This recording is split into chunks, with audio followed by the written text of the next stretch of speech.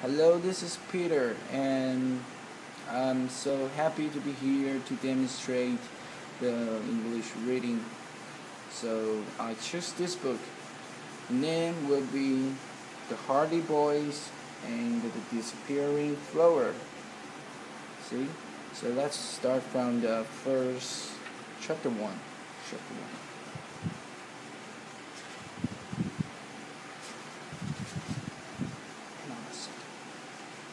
Okay, chapter 1, the weird screams.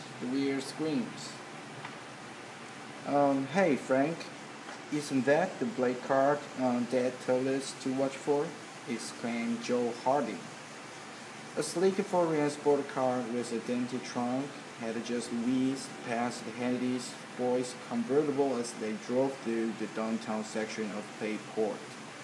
So, sure, looks like it. Frank speed up in pursuit.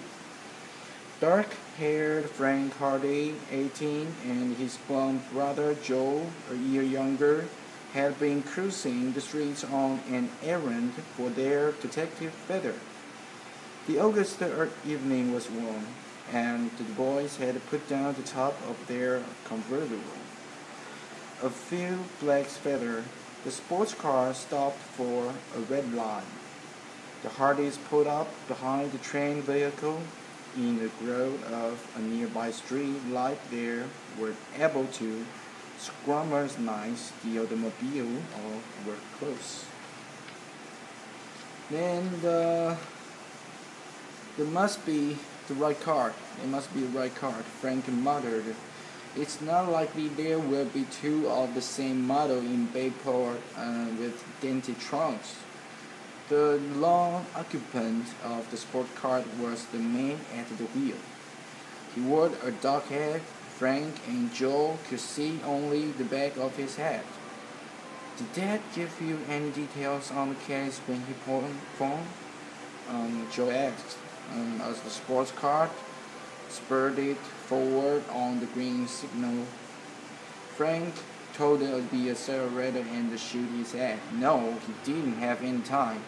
It was just a hurried call from New York. Mr. Hardy has just said that before leaving Bayport, he had spotted a car like the one the boys had just seen. He thought he had recognized the driver as a notorious jewel thief named Neil Strang, and had told his son to look up the criminal's photograph in Mr. Hardy's private criminal file. Hello, this is Peter, and I'm so happy to be here to demonstrate how to read to you. And this is a book I choose, The Hardy Boys and the Disappearing Flower. So here we go. Let's start from the chapter 1. The weird screams. Hey Frank, isn't that the black car Dad told us to watch for? Exclaimed Joe Hardy. A sleek foreign sport car with a dainty trunk had just whizzed past the Hardy boys' convertible as they drove through the downtown section of Bayport. Sure, it looks like it. Frank speed up in pursuit.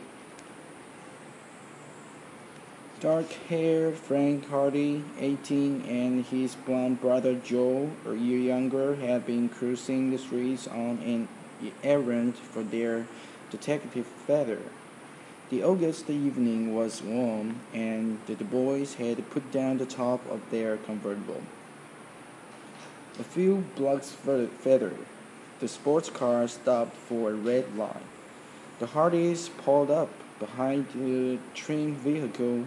In the grove of the nearby street light, they were able to scrutinize the automobile more closely. There must be the right car, Frank muttered. It's not likely there will be two of the same model in Bayport with dainty trunks. The lone occupant of the sports car was the man at the wheel. He wore a dark hat.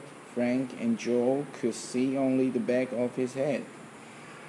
Did Dad give you any details on the case when he phoned? Joe asked, as the sports car spurred forward on the green signal. Frank toed the accelerator and shook his head. No, he didn't have time. It was just a hurry call from New York. Mr. Hardy had said that before leaving Bedport, he had spotted a car like the one the boy had just seen. He thought he had recognized the driver as a notorious jewel thief named Near Strang, and had told his son to look up the criminal's photograph in Mr. Hardy's private criminal file. The boy's father formerly was an ex-detective in New York Police Department.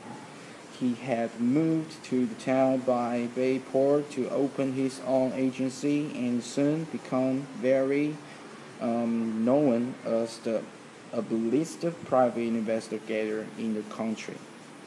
Frank and Joe had inherited Fenton Hardy's detective abilities and often helped him on his cases.